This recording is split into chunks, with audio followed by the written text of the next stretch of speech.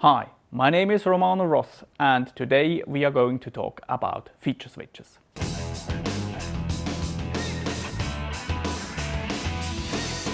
In my previous video, I showed you what the difference between deployment and release is.